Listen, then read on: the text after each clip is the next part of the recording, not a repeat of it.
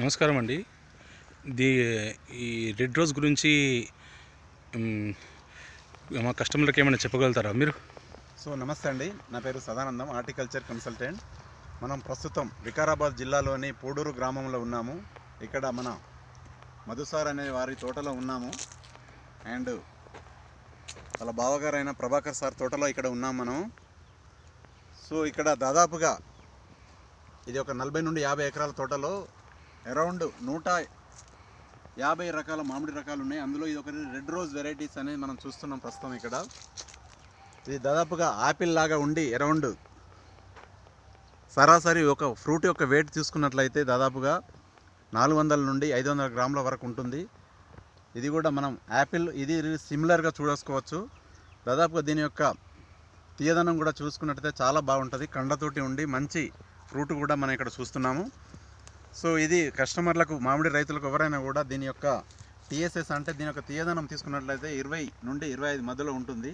చాలా excellent variety.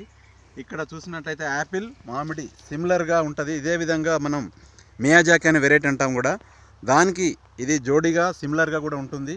ఇది ప్రతి మామిడి రైతు కూడా మనం కమర్షియల్గా ప్రతి సంవత్సరం చెట్టు కూడా పూత పూస్తుంది, కాయ కాస్తుంది.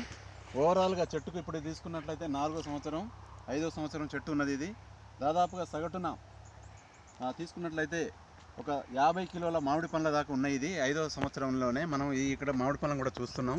ఇది మామిడి రైతులకు కూడా చాలా ఉపయోగపడుతుందని నేను అనుకుంటున్నాను.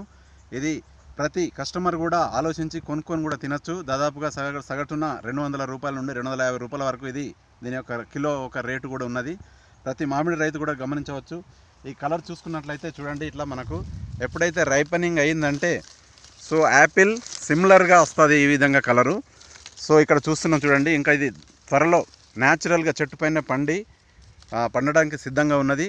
ఇది ప్రతి మామిడి రైతు గమనించవచ్చు. ఎవరైనా కూడా దీన్ని కావాలంటే కూడా ఇతర వివరాలకు కూడా సంప్రదించవచ్చు. థ్యాంక్ యూ, అందరికీ ధన్యవాదాలు. Thank you.